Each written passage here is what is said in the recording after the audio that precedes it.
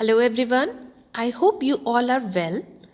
Our today's topic is arbitrage pricing theory, also called APT, and multi-factor theory. This theory is an alternate version of capital asset pricing model that we had already discussed. You can check the link in the description box or hit the I button. If you are new to this channel, then subscribe the channel and hit the bell icon for the coming videos. Now let's start with the theory. Arbitrage pricing theory was developed by Stephen Ross. It is also known as multiple factor model because here the return will depend on multiple factors. This theory describes that the return of security is not related to only one factor but on the several macroeconomic factors like GDP, inflation, CRR, market risk, personal choices, etc. So there are so many factors. It may be exchange rate, it may be production measures, it may be market sentiments, it may be change in the interest rates.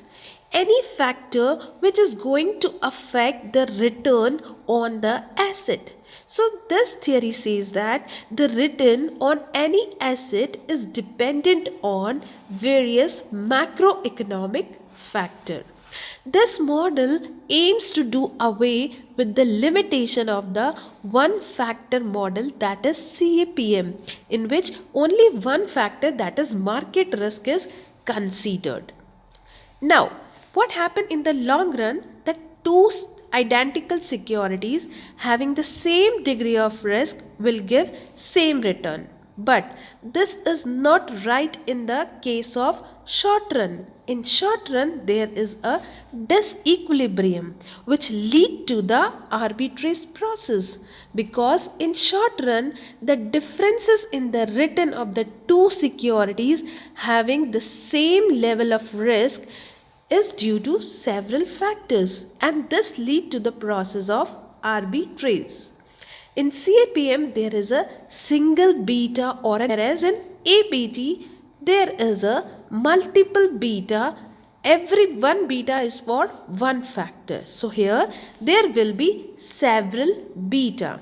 You know that the risk is categorized into two parts. One is systematic risk and other is unsystematic risk. For example, if the return of any stock is affected by 7 factors, then there will be 7 betas, 1 beta for each factor.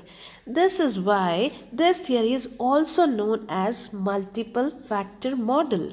So we can say the APT is showing the impact of several factors on the return of any asset.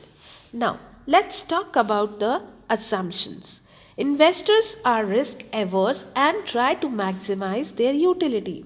Always, investors want to invest in those securities where the risk is minimum and returns are maximum. Investors have homogeneous benefits, means their thoughts and their expectations from the market are same. Market are perfect, means freely the information is available to each and every investor, and all information are reflected in the prices of the share. Multiple factor effect, it means here the return on any asset is affected by multiple factors. Dominance principle means in long run all securities are efficient, they give similar returns, but in short run every investor will try to invest in those stocks which are having higher rate of return at the same level of risk. So dominance principle work.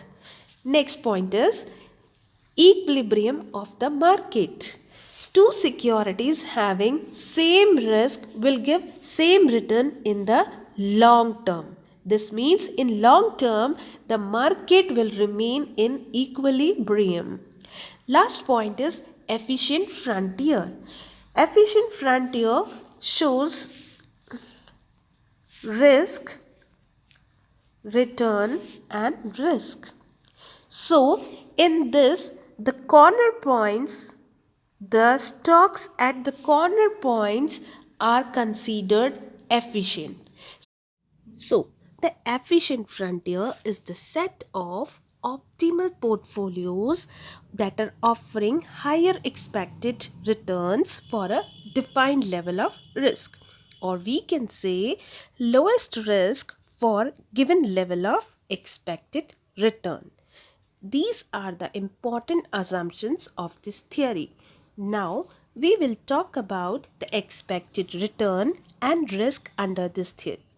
We all know that risk has two important components. One is systematic risk and other is the unsystematic risk. The unsystematic risk will depend upon the company performance. This is the individual risk that can be managed and can be reduced. But the systematic component of the risk, which is represented by beta, is not in our control. So, in this theory, we will study that as many factors are there, there are many betas also. Third is random error term. Random error term means any extraordinary events like mergers, takeovers, acquisition. But in this theory, this is considered as zero. Now, what is the formula of expected return? You can see here the expected return EX is equals to RF plus beta IJ1 multiplied by J1 plus beta IJ2 multiplied by J2, and this will continue till all factors are covered. For example, if any stock return is dependent on 5 factor, so here beta will be B1, B2, B3, B4 and B5. J1, J2, J3, J4 and J5. So it will depend upon the number of factors that are affecting the return of the asset. Beta, you all know that beta of security is the first factor, and J2 will define the risk premium of that factor. So beta is multiplied by the risk premium. The value of J can be calculated by subtracting RF from factor return 1. J2 can be calculated like factor return 2 minus RF. J3 can be calculated as factor return 3 minus RF. In this way, we can calculate J1, J2, J3 as many factors are there. And then we will multiply this risk premium with the beta and we will get the factor risk premium. Now, the formula of risk is variance is equals to beta square multiplied by variance of first factor plus beta square of second factor multiplied by variance of second factor. So, as many factors are there, there will be same number of beta and J. VAR stand for variance and beta can be calculated by this formula, that is covariance divided by standard deviation square. So in this way you can calculate beta. So these are the important formulas of this theory. I hope now it is clear to everyone that what APT is saying and how it is different from CAPM. I'm highlighting some differences between CAPM and APT. CAPM theory was developed by William Sharpe and APT was developed by Stephen Ross.